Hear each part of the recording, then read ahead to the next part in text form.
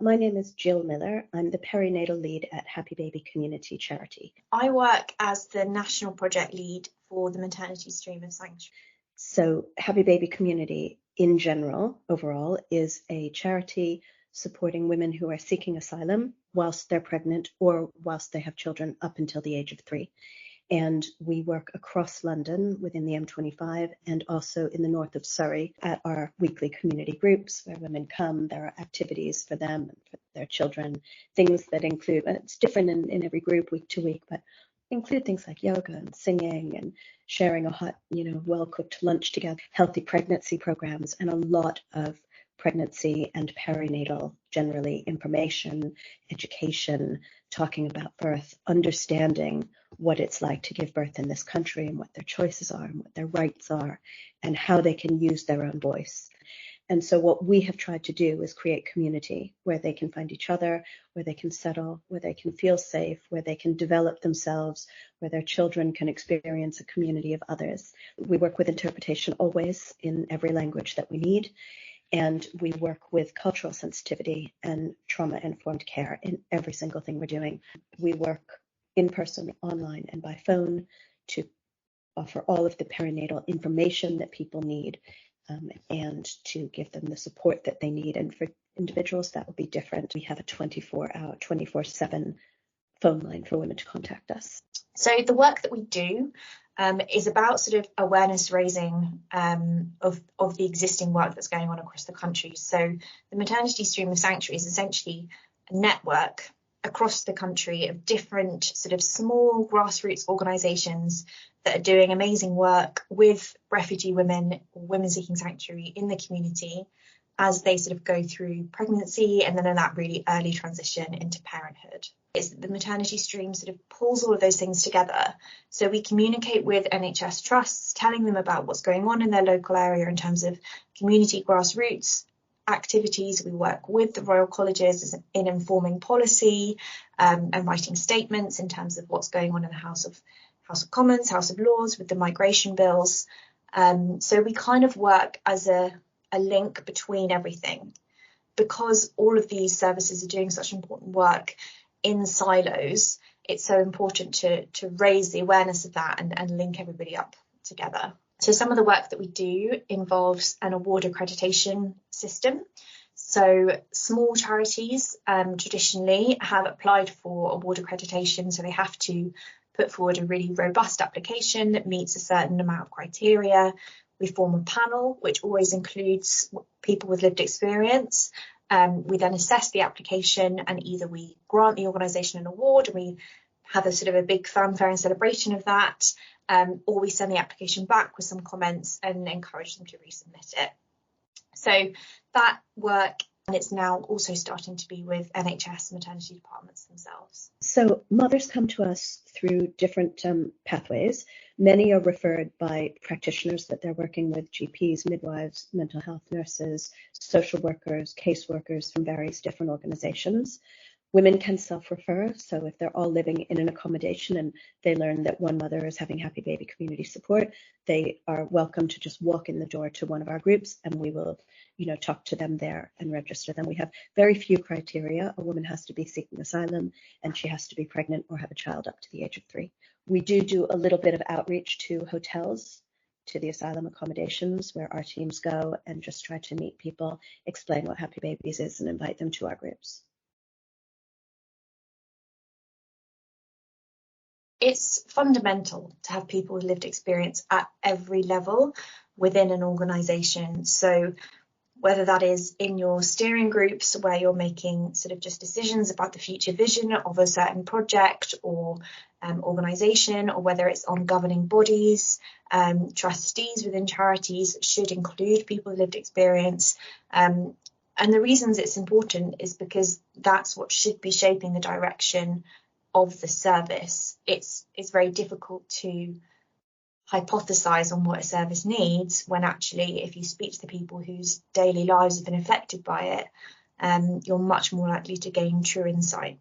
So I think it's not only important but essential to have people with lived experience who can inform the development of our service. I believe it's impossible to look from outside at an experience that's so complex, so nuanced, and vastly different to one's own experience. Their voices are the only ones who can truly inform our work, so that it will actually then work for them. So that's been one of the most valuable parts of Happy Baby Community, particularly in that we are a very strong user-led entity. Women from the community constantly give us feedback, and we read it, and we really, listen, consider, and incorporate it into our next steps, or we tweak things all the time. We're constantly sort of developing what we do in response to the feedback that we receive from the women themselves. Women also volunteer at our groups. And when women receive their status and are able to work and to make money, many also join our staff. So half of our management committee is women with lived experience of asylum, and also our shadow board of trustees.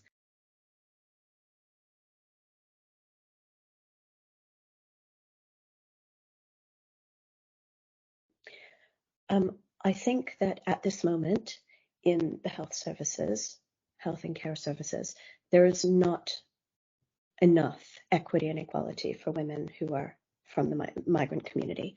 There are some outstanding individual practitioners and some very special teams, and we work with them constantly. We're constantly in communication with these people, and we are, I think a lot of people are asking good questions and creating good initiatives, but I don't think it is enough. We have, over the last primarily 2 years, I'd say, we've been involved in a fair bit of research, actually, both research of our own work that was done through Starting Well, but also research that's being done by other medical practitioners. And we have opened Happy Baby Community up for them to come in and speak directly to women. So the women's voices are being heard by those people who are asking questions and looking to help address the inequalities and inequity in the service for women in marginalized communities. The thing that I see that's a problem is that we've probably had about between 5 and 10 different groups coming and asking us the same question to inform their research. So what I see, and I'm not an expert in research by any means, but what I see is that it's fragmented. I see a lot of people looking into it, but I don't see it being brought together as a cohesive project that will have the strength and the depth and the reach to actually go forward and make it changeable. So I think that in order for change to take place, it will require more cohesion, and it will require possibly a bigger wave of energy to bring, to bring that together and take it.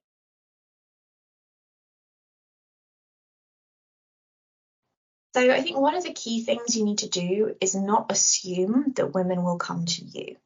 It's not a quick fix. I think midwives need to go out into the communities where these women are living, whether that is in resettlement hotels, whether it's in already established mother and baby groups.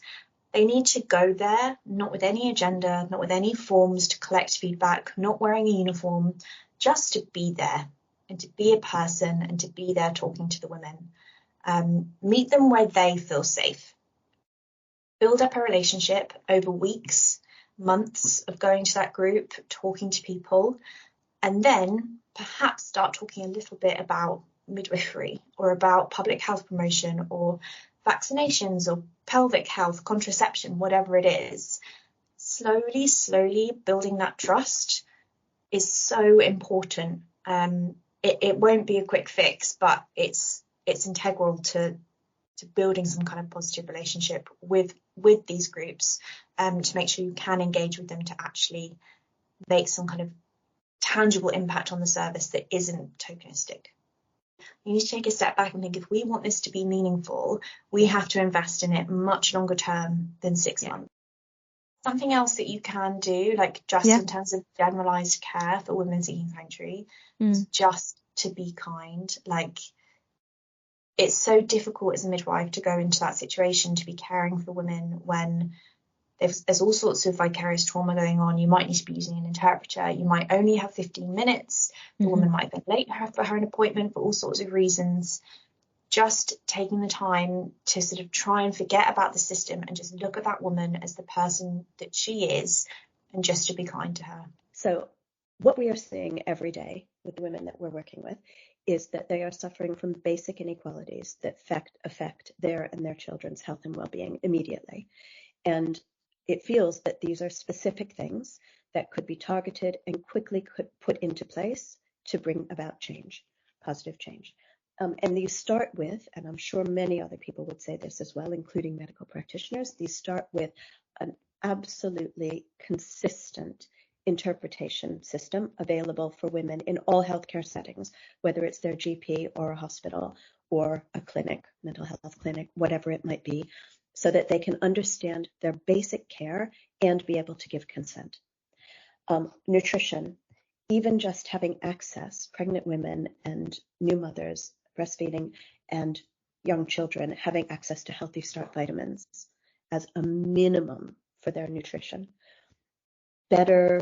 A better system for people to register at their GP. For example, a lot of women who we work with who don't speak English go to a GP. None of the forms are translated. There isn't interpretation available to even be able to make an appointment. So people who don't have digital inclusion, who don't possibly have either English language or written language, and who are therefore really struggling even just to get access to a GP, and then they end up in an ambulance or at an A&E unit, which is not necessary, but they need to get to healthcare in some way.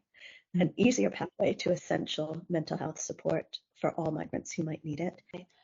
I think that it's essential to make it a priority to ask people from the migrant community what they need, and then afterwards to get feedback on how their care was, and to really listen and not to be afraid to work differently in order to implement new information that you learn from people who have lived experience of asylum migration.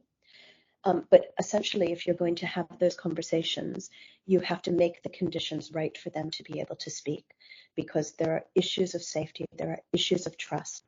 You need to consider what kinds of questions you're asking. You need to consider what you should not ask, who's asking the questions, when they're asking, where they are, how they're asking those questions, so that the person feels safe and comfortable and able to speak honestly. And I think it's also essential not just to ask one person with lived experience, which becomes like a tick box exercise, but actually to speak to many people, because they will all have a different perspective, even if they share an aspect of that experience.